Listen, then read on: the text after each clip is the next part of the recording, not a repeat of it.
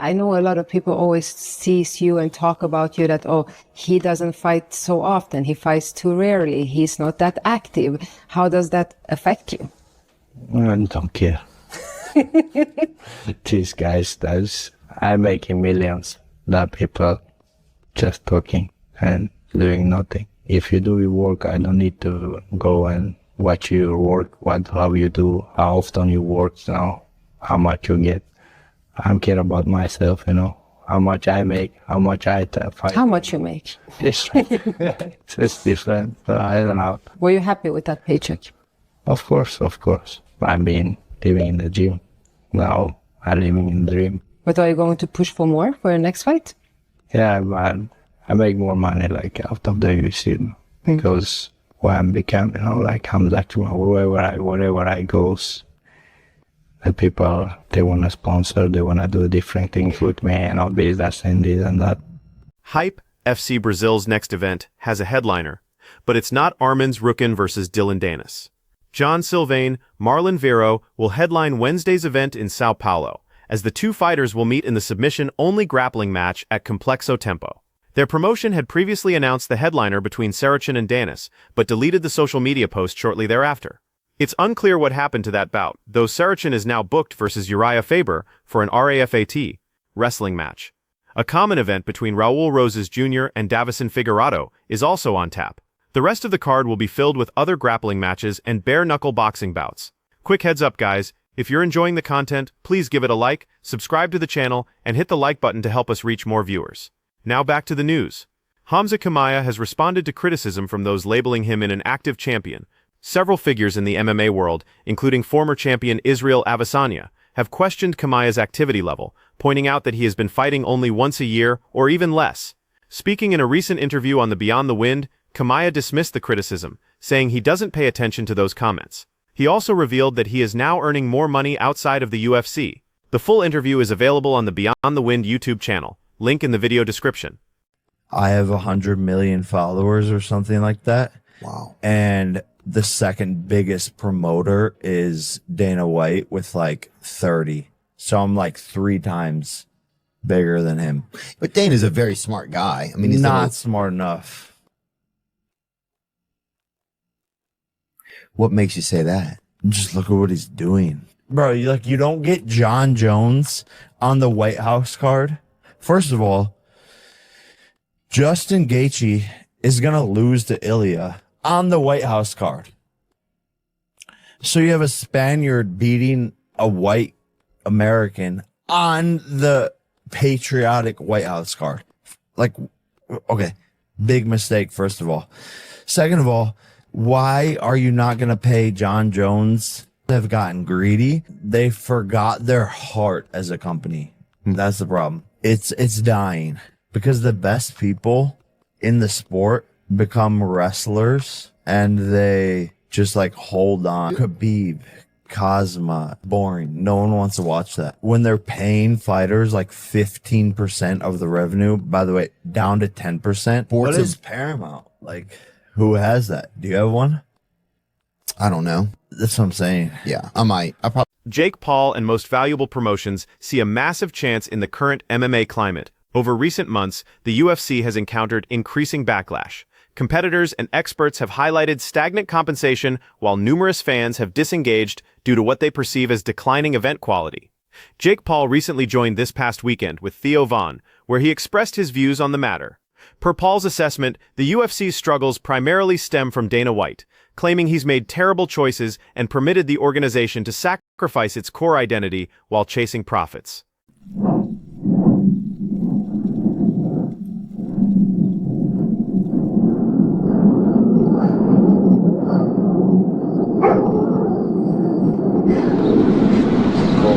Good? Perfect. Thanks, guys. Joe Rogan has accumulated a massive fortune throughout his career, although only a small percentage derives from his UFC involvement. Per Celebrity Net Worth, Rogan's assets are valued at approximately $250 million, positioning him among the wealthiest personalities connected to the UFC.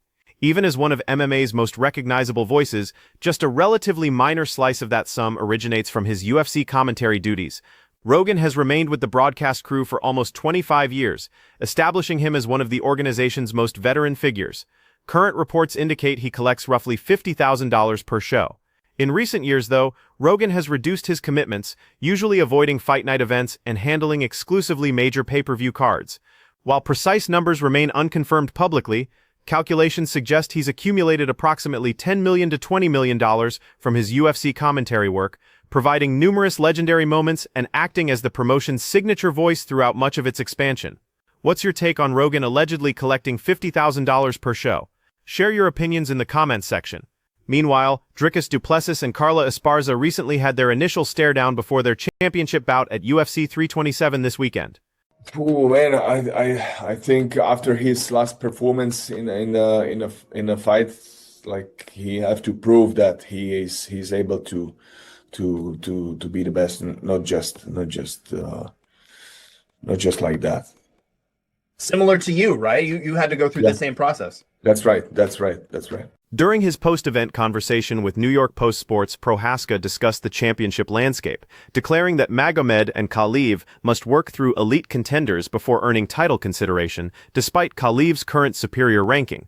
I believe that if we have third fight, and right now, like I'm not pushing it. I'm not pushing UFC like to give me the 100%. I want Alex like to be. I'm not obsessed in that, you know. Sure. I'm guy who like to who don't hold some bad emotion, like, man, I have to defeat Alex Pereira.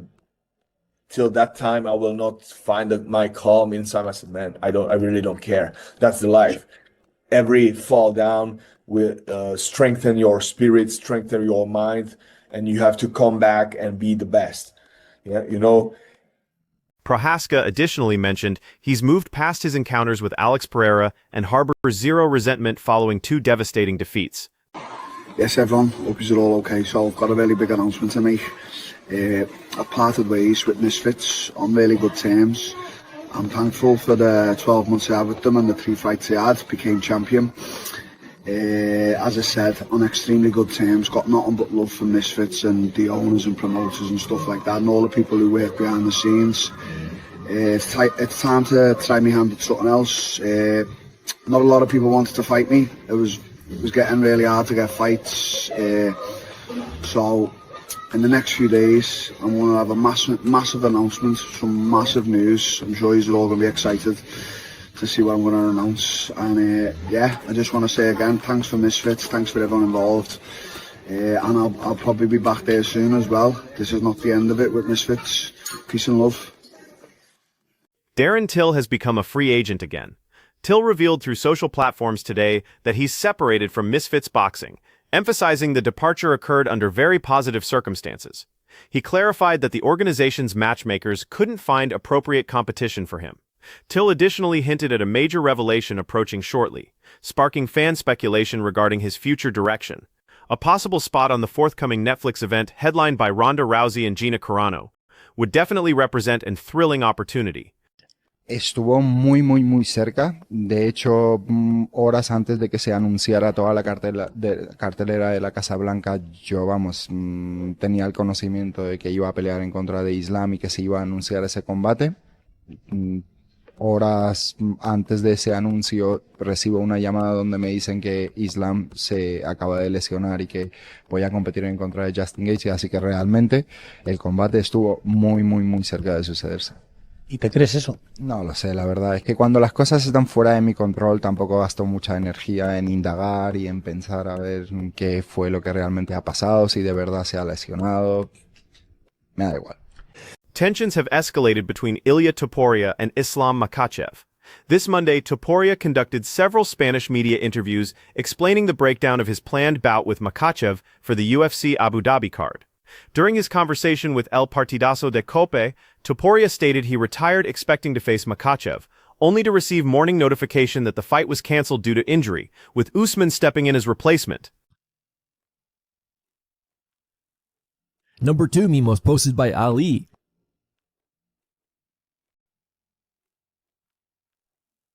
Makhachev didn't appreciate these statements and responded via social media, challenging Toporia's version of events. He posted, "I'm exhausted from listening to fabricated tales from Toporia and his camp. I received the offer and agreed to fight in Abu Dhabi. The following day, I learned he demanded an excessive payment, was subsequently rejected, and withdrew from the bout." That's the complete story. His manager verified this. Ilia, cease your commentary. Each interview presents a different narrative. You backed out and are aware of this fact. Islam also replied to a supporter implying that Ilia's team authored the message. He responded, "This time it's me. Here are today's top 3 internet memes." The third meme came from Maple Marshall. The top meme originated from B9 Rex. Thanks for tuning in, everyone. Remember to hit that like button and subscribe for your regular MMA updates. See you next time.